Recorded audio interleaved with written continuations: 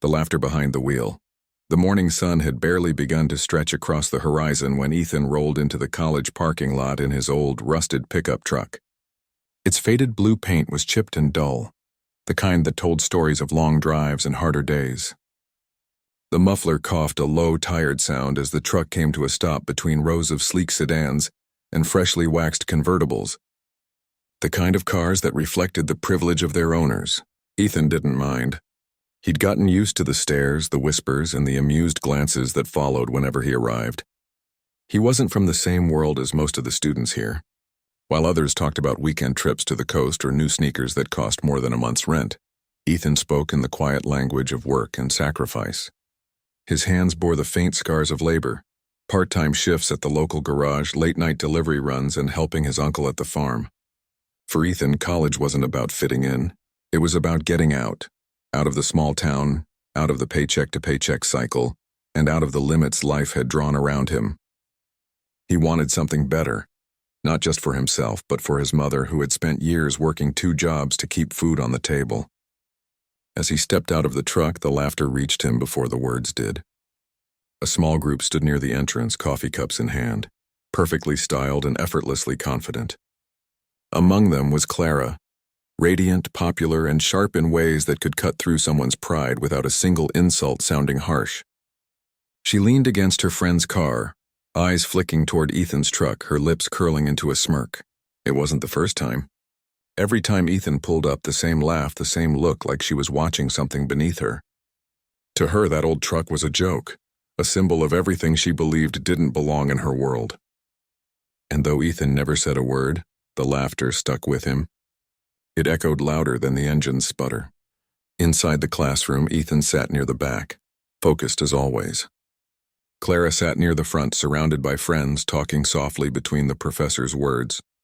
She didn't notice the way Ethan studied, the way he stayed late after class, or how his notebooks were filled not just with lecture notes but ideas, sketches of engines, designs of new systems, thoughts about how machines could be made faster, cleaner, more efficient. He was building something invisible, a dream that only he could see. After class, Ethan went to his shift at the garage.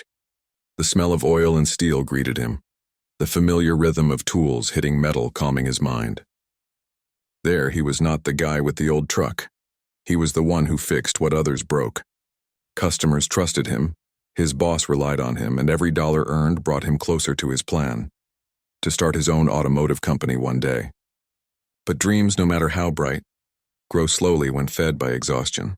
Every night as he drove his truck home through quiet streets, he'd glance at the skyline and imagine a life where he didn't have to measure success by survival. The truck's worn-out seat felt like home, but he promised himself it wouldn't always be this way. Weeks passed and the same laughter continued. It didn't anger him, it fueled him. He learned to let mockery sharpen his focus. Every sneer became another mile marker on the road he was building in his mind. He studied harder, worked longer, and began to save every extra cent. Then came the internship opportunity. A small automotive startup in the city was looking for mechanics with fresh ideas, people willing to get their hands dirty and think differently. Ethan applied quietly, not expecting much, but his application stood out. His drawings, his notes, and his explanations showed not just skill but vision. When he got the acceptance email, he sat in his truck for a long while, staring at the screen. The old pickup had carried him here through laughter, judgment, and all. It had been his silent witness.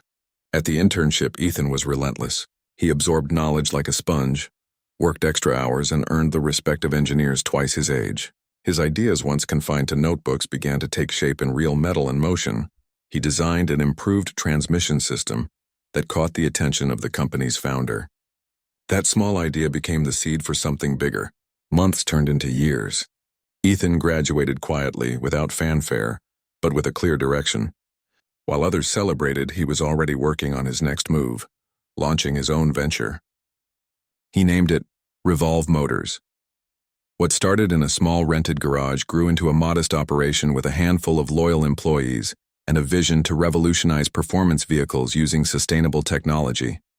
It wasn't easy. There were failures, sleepless nights, and times he questioned everything.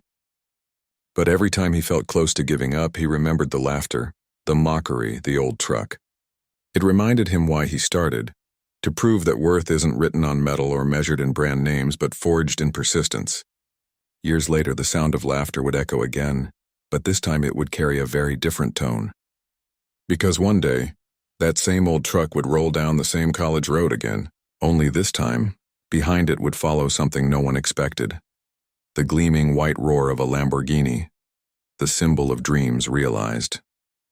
And in the driver's seat would sit Ethan, no longer the quiet mechanic or the boy they laughed at, but a man who built his own empire from the ground up.